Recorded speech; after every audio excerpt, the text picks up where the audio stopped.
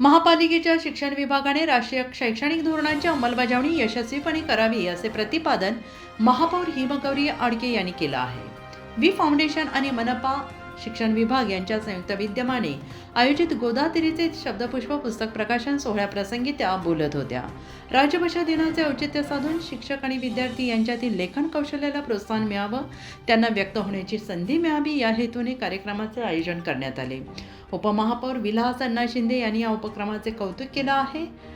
शिंदे यांनी प्रशासन अधिकारी डॉक्टर मीता चौधरी आणि मनपातील शिक्षक आणि विद्यार्थी यांच्या साहित्यिक कलागुणांना वाव मिळावा यासाठी उपक्रम आयोजित केल्याचे सांगितलं आहे.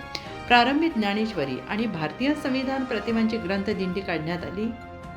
मनपा शाळा अमृतधामच्या विद्यार्थिनीने ग्रंथदिंडी संचालन केले, तर मातोश्री सरडा कन्या विद्यालयाच्या विद्यार्थिनीने स्वागत गीताचे गायन केले.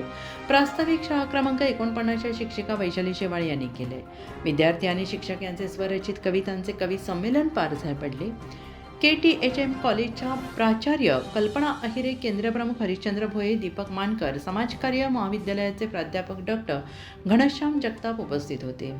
सूत्रसंचालन चंद्रकांत गायकवाड, मनीषा बिडवई यांनी केले. आभार प्रदर्शन वैशाली वाघ यांनी केले.